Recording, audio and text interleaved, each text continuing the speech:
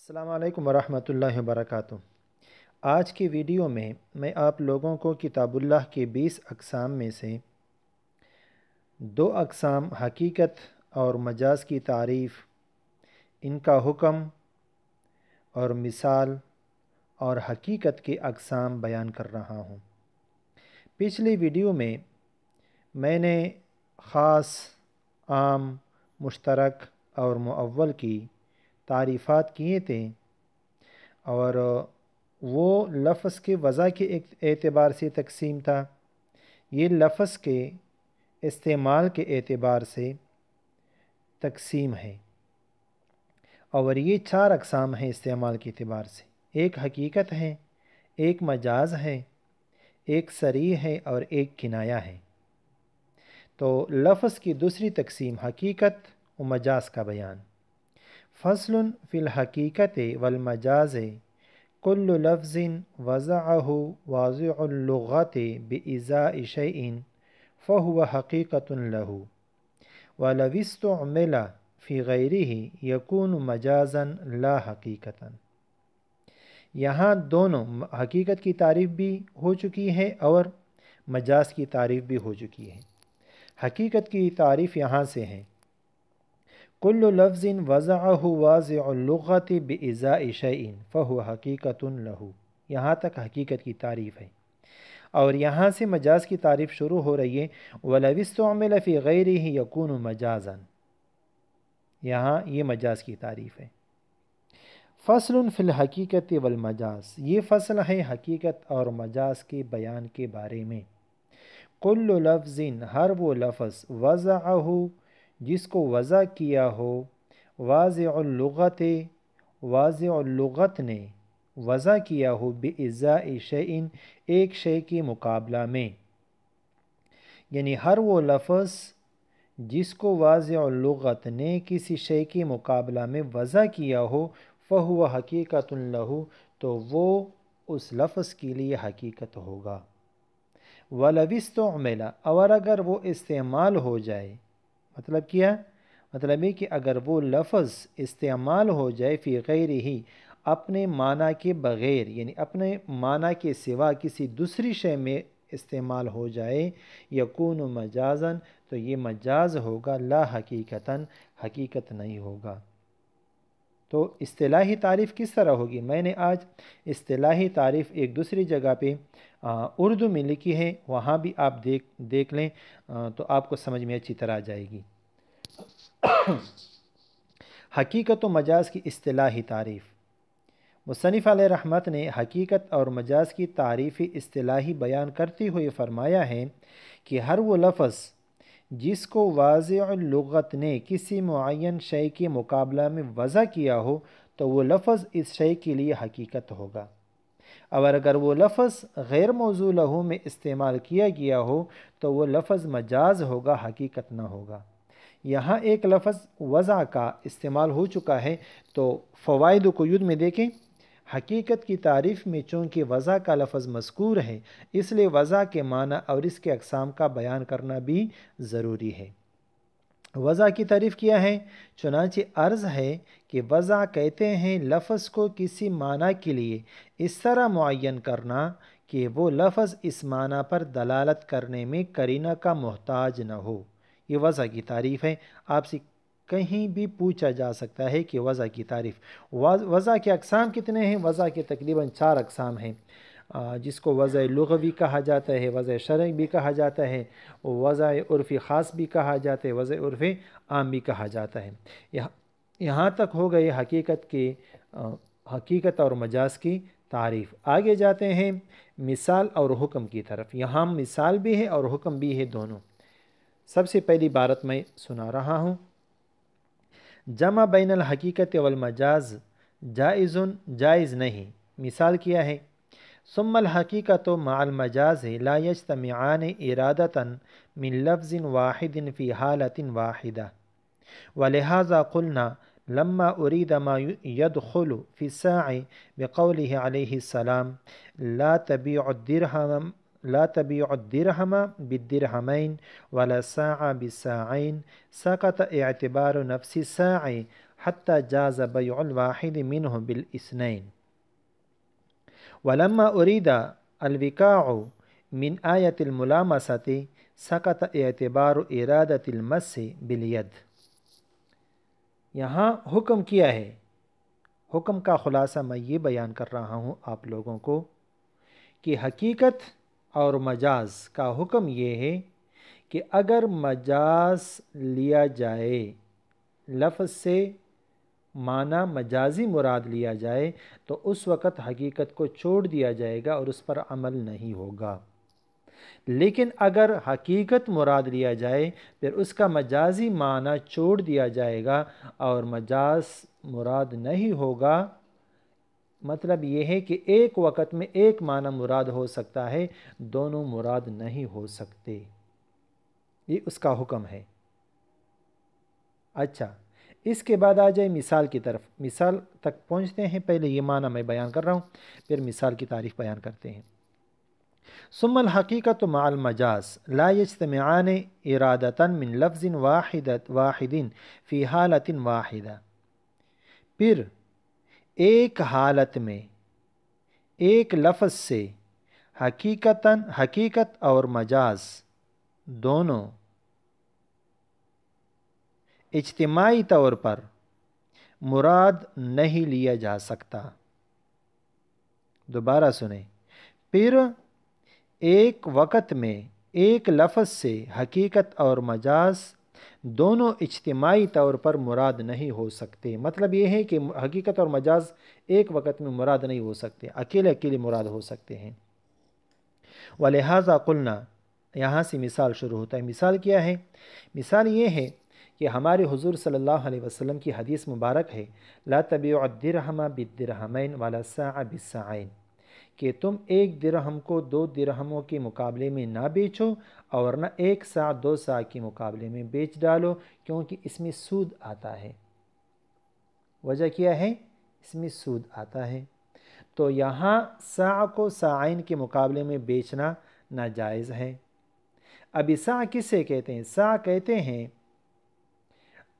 ایک برتن، پیمانہ، جس کو ہم پشتوں میں کڑوائی بھی کہتے ہیں، بعض پڑوپے بھی کہتے ہیں، جس میں تقریباً 3.5 کلو یا 3 کلو کے آس پاس گندم آتا ہے۔ گندم اور چنا یہ چیز ناپ کے ذریعے تولا جاتا ہے، تو پیمانہ کیا جاتا ہے، تو اس پیمانے کو ساع کہتے ہیں۔ تو حضور صلی اللہ علیہ وسلم نے فرمایا کہ تم اس پیمانے کو نہ بیچو۔ حالانکہ مراد اس سے کیا ہے؟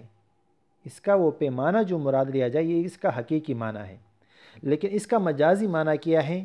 جو اس پیمانے اس برتن کے اندر ڈالا جاتا ہے۔ مطلب کیا ہے؟ گندم، 5 کلو گندم کو 5 کلو گندم کے بدلے بیچ ڈالو، 5 کلو کو 10 کے مقابلے میں نہ بیچو۔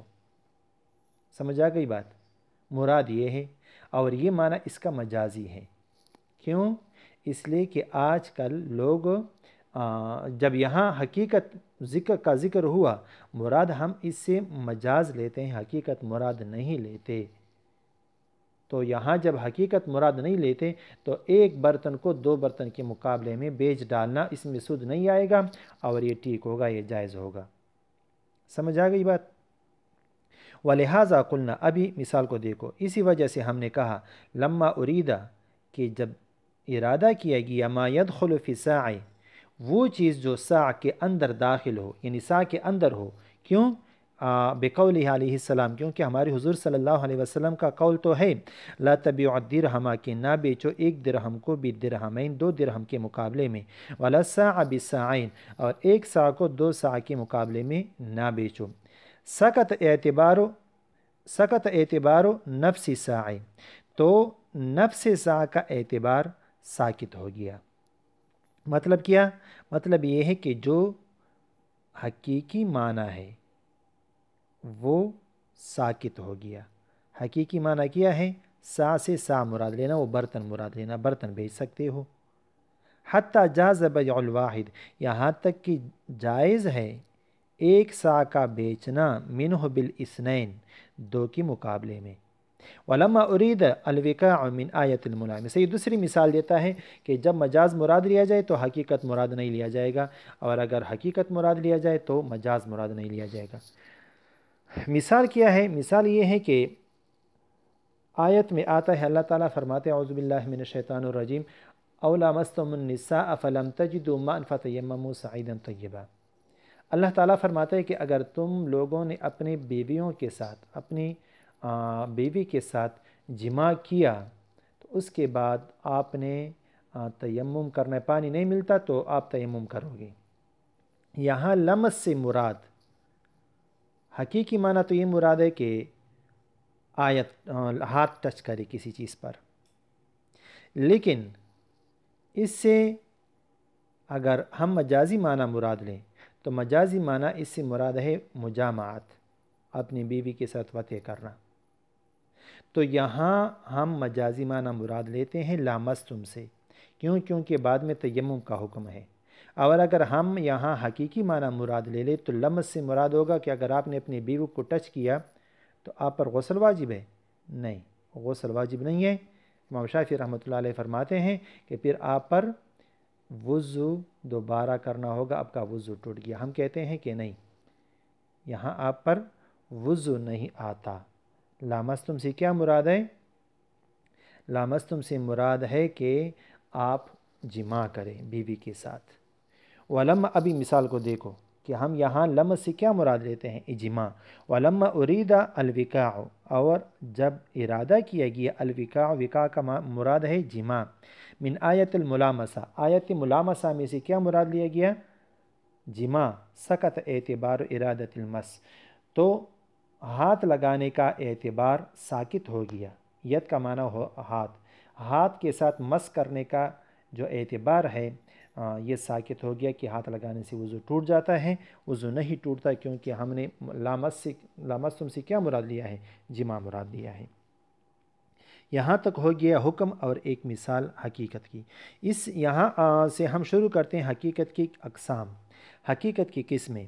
ثم الحقیقت انواع ثلاثہ، متعذرۃ و مہجورۃ و مستعملہ، وفی القسمین اولین یصار الی المجاز بالاتفاق، ونظیر المتعذرۃ اذا حلف لا یأکل من هذه الشجرۃ او من هذه القدر فإن أكل الشجرة أو القدر متعذرة فينصرف ذلك إلى ثمرة الشجرة وإلى ما يحل في القدر حتى لو أكل من عين الشجرة أو من عين القدر بنوع تكلف لا يحنث.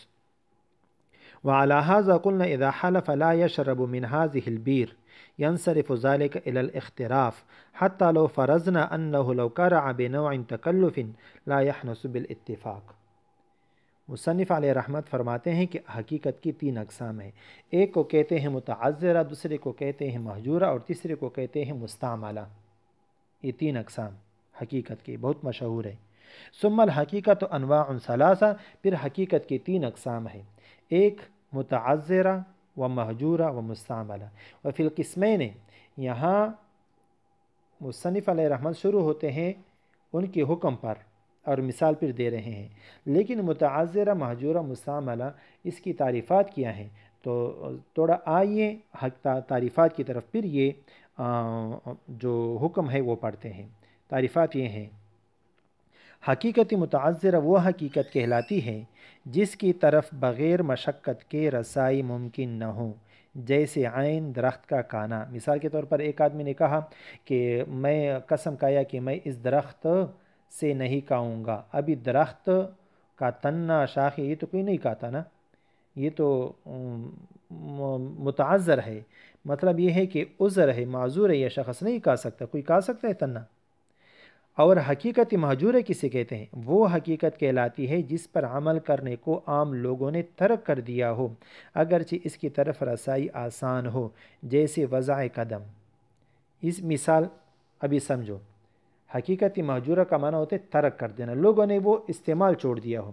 ایک آدمی نے قسم کھایا کہ میں فلانے کے گھر میں قدم نہیں رکھوں گا، تو قدم سے کیا مراد ہے؟ قدم رکھنا؟ نہیں، اگر وہ سارا باہر ہے اور قدم رکھا تو وہ حانث ہوگا، اس پر قسم آ جائے گا؟ نہیں، قدم سے مراد ہے کہ میں اس کے گھر میں نہیں جاؤں گا، مجازی معنی یہ مراد ہے۔ تو یہاں لوگوں نے چھوڑ دیا ہے، یہ حقیقت مہجورہ کی مثال ہے۔ اور حقیقتی مساملہ وہ کہلاتی ہیں جس کی طرف بغیر مشقت کے رسائی بھی ممکن ہو اور اس پر عمل کرنے کو لوگوں نے ترک بھی نہ کیا ہو۔ مطلب یہ ہے کہ لوگ استعمال بھی کرتے ہیں اور حقیقت پر عمل بھی ہو جاتا ہے اس طریقے میں سے۔ ابھی آ جائیے اس کی مثالوں کی طرف۔ یہ 3 اقسام ہے، ثلاثۃ متعذرہ و مہجور و مستعملہ۔ هو فی القسمین الاولین یسار الی المجاز۔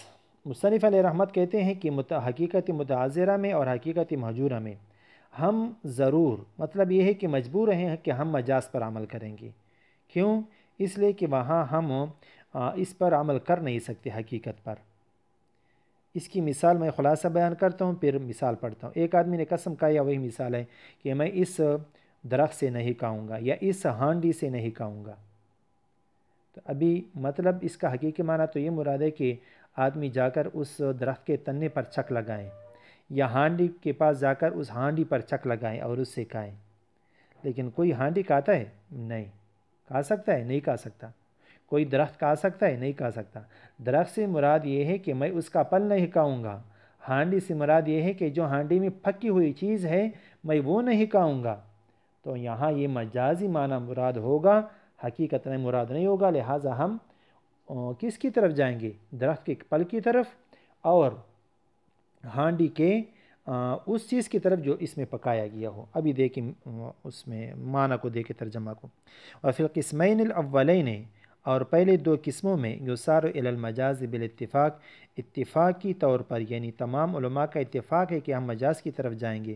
ونظیر المتعذرۃ، اور متعذرہ کی مثال یہ ہے، اذا حلف، ایک آدمی نے قسم کھایا، لا یأکل، کہ وہ نہیں کھائے گا، من ہذہ الشجرۃ، اس درخت میں سے نہیں کھائے گا، او من ہذہ القدر، یا اس ہانڈی سے نہیں کھائے گا، فإن أکل الشجرۃ، پس اس درخت سے کھانا، او القدر، یہ لفظ قدر ہے، سوری، یا اس ہانڈی سے،